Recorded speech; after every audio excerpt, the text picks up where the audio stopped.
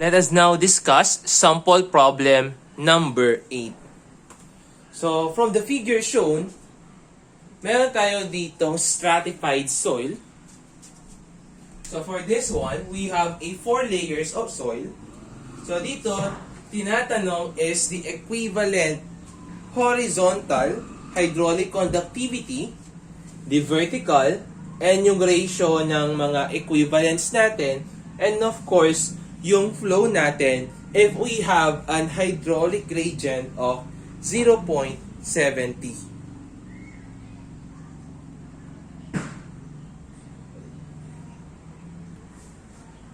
So for this, meron tayong 4 na soil layer. So on the first soil layer, meron tayong 2 times 10 raised to negative 4 centimeter per second.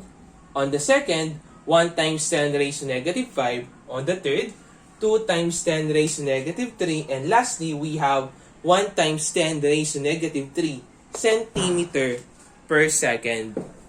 So, pare-parehas lang yung height ng soil layer natin having an height of 3 meter.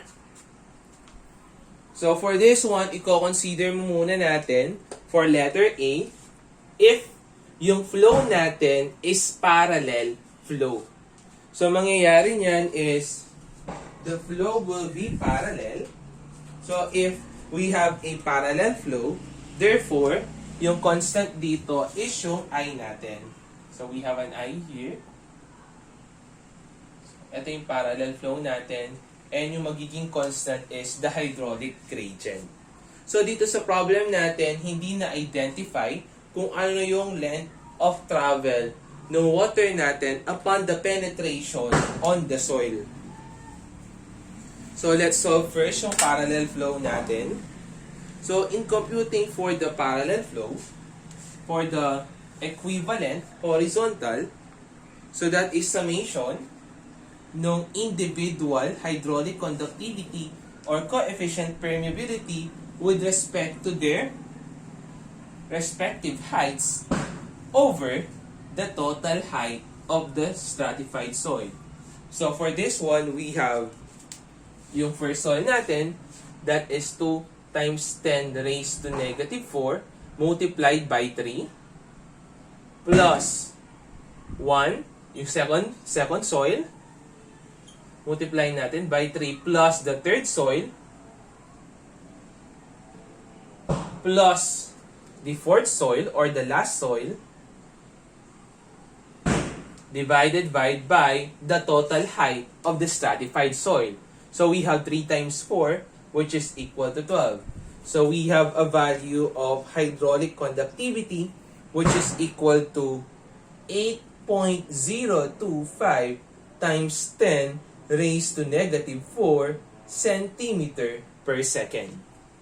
Next, let us solve for the vertical. So kapag naman vertical naman yung flow natin, so yung mangyayari is we will have a normal flow o yung mangyayari is yung constant naman natin dito is the velocity. Kasi nga, yung flow rate natin ng tubig na magpe-penetrate dito sa soil profile natin, yung tendency niyan is magkakaroon siya ng constant area. Pare-parehas lang yung area na ita-travel ng tubig in each layer ng soil natin. So for that, para ma-compute naman natin to, we just use this formula, yung total height over the summation of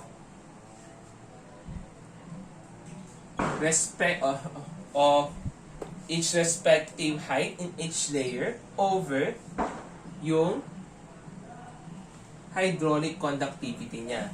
So for this one, kung mapapansin natin, centimeter per second, meter naman to. Meter, centimeter, yung nakalagay sa mga units natin.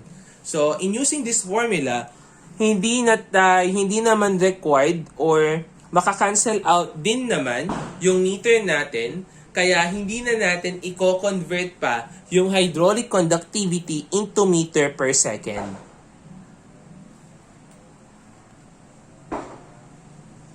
So let us solve for the value of KV. So yung total height, that is 12 over its respective 3 over 2 times 10 raised to negative 4 plus 3 over 1 times 10 raised to negative 5 plus 3 over 2 times 10 raised to negative 3 plus 3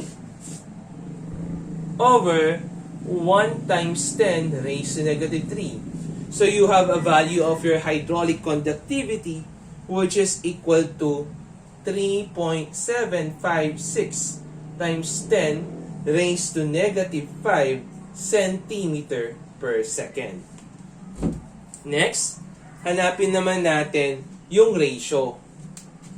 So, para mahanap natin yung ratio, so let's say, mauna muna yung horizontal natin at over yung vertical. So, yung KH horizontal natin, that is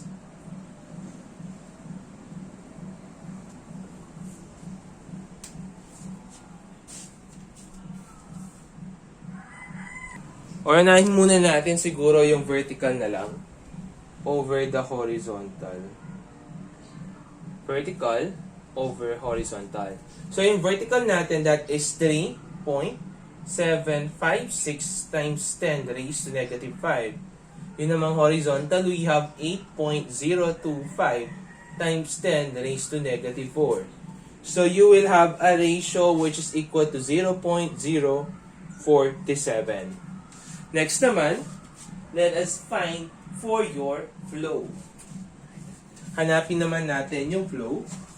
So, yung flow that is equal to Q. So, Q is equals to AV. So, for this one, kung i-consider natin dito is we have A. Yung V natin, that is hydraulic conductivity. Ngayon, gagamitin natin dyan is yung equivalent. Multiplied by yung hydraulic gradient natin.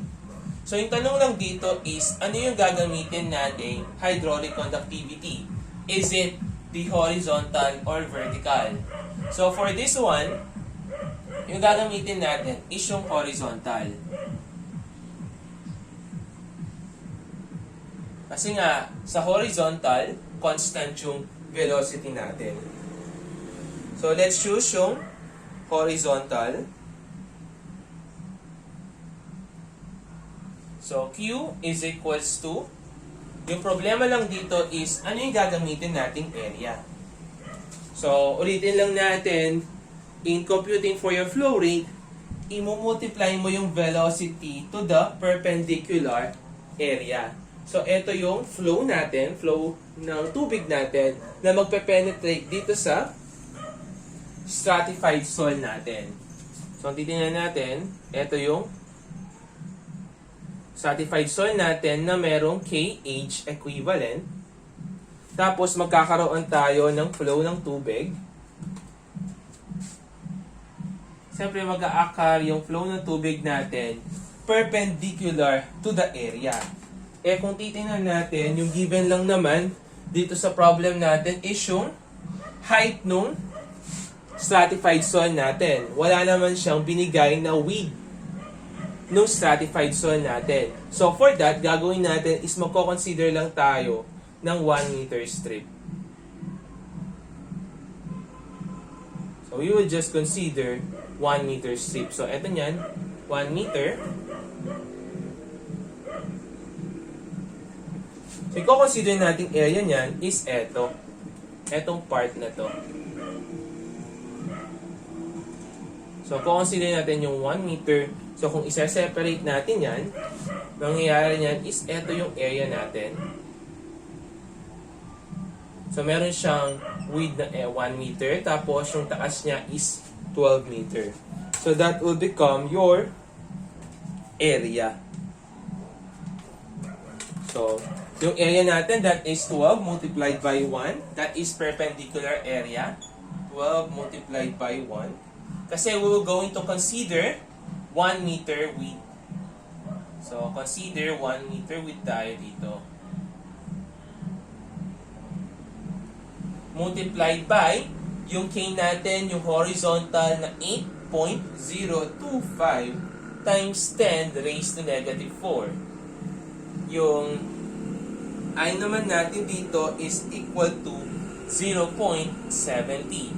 So the value of your flow rate is now equal to 6.741 times 10 raised to negative 3 cubic meter per second. So this will now become your answer. So ganun lang yung principle natin for the stratified soil.